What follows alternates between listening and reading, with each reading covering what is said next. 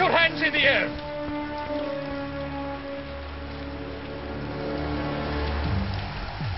Take off your parachute.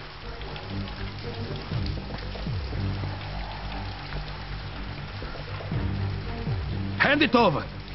If you insist.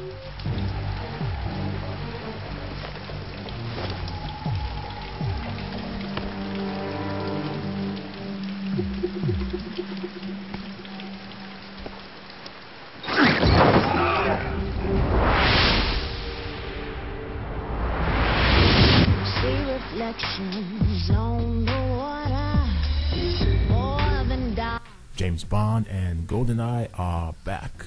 Now, GoldenEye was one of the premier first-person shooters for consoles. Before Call of Duty and Halo, there was GoldenEye. Yes, this is what we had back in the day. No online, no Xbox Live, no anonymous shit talking. It was all done in person. I mean, before this game, all consoles really had were limited ports of PC shooters. But you know, when this game came out, you know, we actually had a game, you know, we console owners could be really proud of, and this was the game back then. Now, not too long ago, Activision released a new GoldenEye in which they called a remake with modern touches. So I decided to check it out, and now I'm ready to give you my thoughts on the game. So let's get into the story. Now, I don't really remember the story of GoldenEye as it's been quite a long time, for me anyway.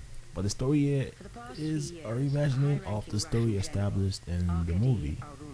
Now you see, many times have changed to match with the present, because you know 1995 was quite a long time ago, and you know some of my viewers weren't even born then. So the one thing they really changed is that, for one, you play as Daniel Craig instead of, you know, in the original you played as Pierce Brosnan. So in a sense, you get to play in Daniel Craig style, you know, which is more up in your face, you know, the transporter kind of guy with karate chops and whatever. But you know, despite minor changes in the story, it's more or less the same, with a few character changes here and there, but everything is intact. You start in Russia, and from there you get to travel to various locations trying to stop the bad guys from doing, well, you know, evil things. There are a few set pieces in the gameplay that try to make you feel part of the story, but for the most part, they work. Now there were a few ones that really annoyed me. I'm looking at you, Club Scene, but you know, it wasn't really a big deal. You know, speaking of story, this is a first-person shooter, right? Why am I making such a big deal about the story? It's like it's a massive, epic RPG. All you really care about is shooting each other. So let's talk about the gameplay.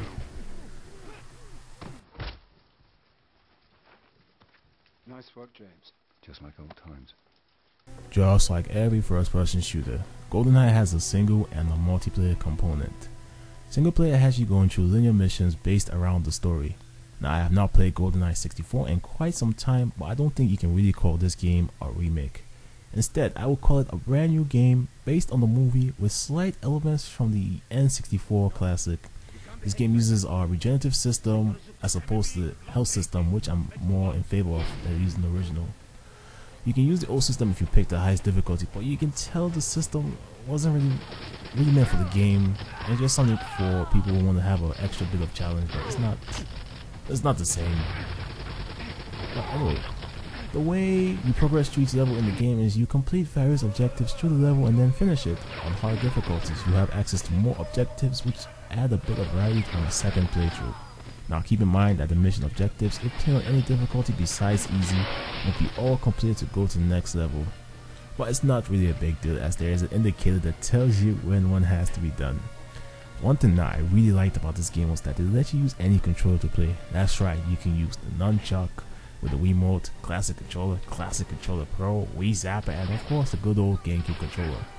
But you know, after messing around a lot with all these controller settings, I found the Wii Remote and Classic Controller Pro to be the best, as they offer the most customization options. So eventually, you know, you can tweak it to your own liking, and you should find a setting you like, but it takes a little time and practice. But they're both fun. Now let's talk about multiplayer. You know, there is local and online multiplayer. Local has 4 players split screen with your usual suspects. You know, team deathmatch, capture the flag. There'll be some kind of domination based in, and of course they had to put that paintball thing from the old GoldenEye. Now, you know, it's a decent distraction. Unfortunately, I don't have that many controllers, as you know, Wii controllers can be quite expensive if you add them all together. But you know, I think the real fun comes from the multiplayer.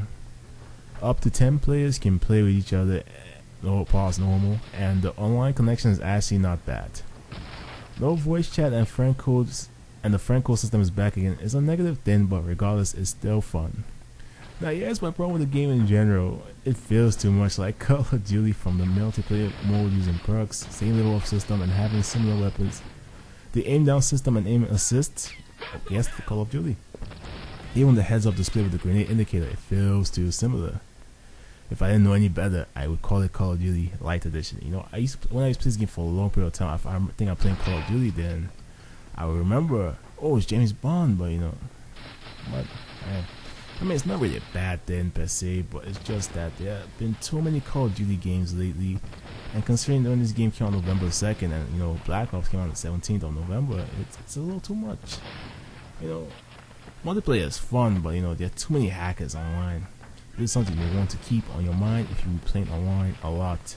I stopped playing because I'm tired of shooting shit. Alright, let's go over the graphics, music, and sound really quick. What I really liked about the graphics were the character models. They are really detailed. Backgrounds, well, it could be better, but they're well done too. The game slows down during the hectic fights, but it's amazing what they were able to pull off on the Wii. Now, some graphical effects are limited due to the limitations of the Wii, but regardless, it is still impressive. Music is good, so is voice acting. Makes you feel like you're in a movie. Yeah, that's what I have to say about music and sound. The sound work and music is really great. Now, despite all the negative things and Call of Duty things I said, this is still the best first-person shooter game on the Wii.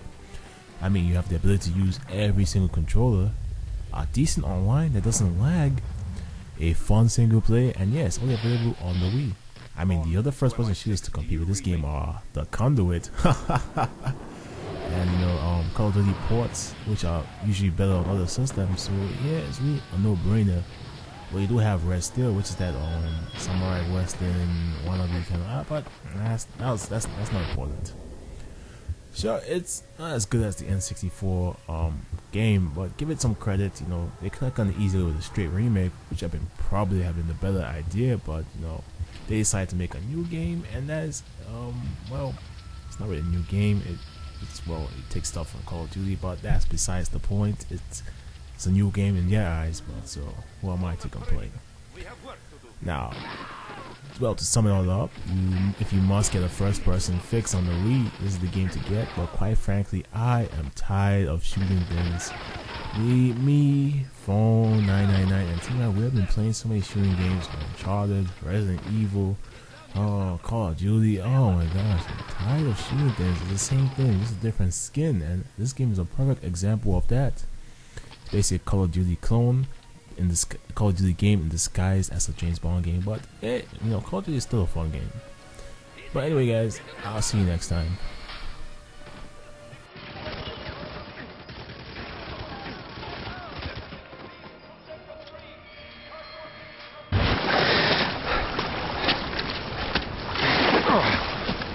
Nice trick. Doing it without a parachute. Trying to show me up? You said we were running late. Let's move. Hey, James. For England? For England, Alec. Always for England.